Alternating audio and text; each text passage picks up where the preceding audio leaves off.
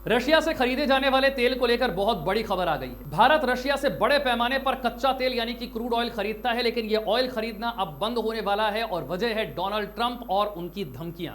भारतीय कंपनियों ने रशियन ऑयल के ऑर्डर देना बंद कर दिए हैं। दिसंबर से रिलायंस समेत 5 बड़ी कंपनियां रशिया से तेल नहीं खरीदेंगी और इसके बाद ट्रंप भारत पर टैरिफ घटा सकते हैं। भारत ने दिसंबर महीने की डिलीवरी के लिए रूस से कच्चे तेल की खरीद में बड़ी कटौती कर दी है, कमी कर दी है। ब्लूमबर्ग की रिपोर्ट के मुताबिक देश की 5 प्रमुख रिफाइनरी कंपनियों ने दिसंबर के लिए कोई भी नया ऑर्डर नहीं दिया है। यह फैसला अमेरिका की तरफ से लगाए गए प्रतिबंध और भारत और अमेरिका के बीच में होने वाली ट्रेड डील को ध्यान में रखते हुए लिया गया है।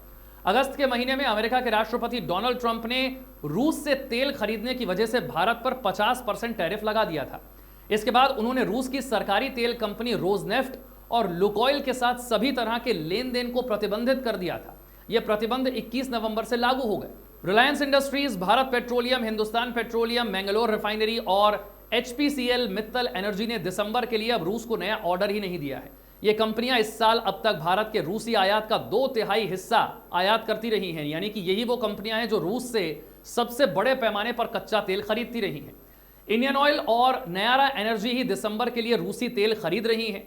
IOC ने गैर प्रतिबंधित सप्लायर से खरीद जारी रखी है, जबकि नयारा, जिसमें रूस की रोजनेफ्ट की 49% हिस्सेदारी भी है, वो पूरी तरह से रूसी सप्लाई पर ही निर्भर है। यानी कि भारत अब एक वैकल्पिक तेल सप्लायर की तलाश कर रहा है। अगर आप रूस से तेल नहीं खरीदेंगे तो जाहिर सी बात है कि किसी और देश से तो खरीदेंगे। रूस इस साल भारत की तेल आपूर्ति का लगभग 36% हिस्सा सप्लाई कर चुका है, लेकिन अब रिफाइनरियां एक ऑल्टरनेटिव, एक विकल्प तलाश रही हैं। इंडियन ऑयल ने अमेरिका और दूसरे क्षेत्रों से जनवरी से मार्च महीने के बीच 2.4 करोड़ बैरल तेल की खरीद के लिए बोली लगाई है। वहीं हिंदुस्तान पेट्रोलियम ने जनवरी के लिए अमेरिका और वेस्ट एशिया से 40 लाख बैरल तेल खरीदा है।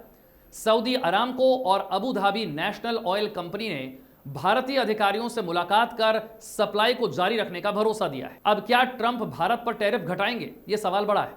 अमेरिकी राष्ट्रपति डोनाल्ड ट्रंप ने कहा है कि भारत और अमेरिका एक नए व्यापार समझौते को बिल्कुल अंतिम रूप, फाइनल रूप देने के करीब है।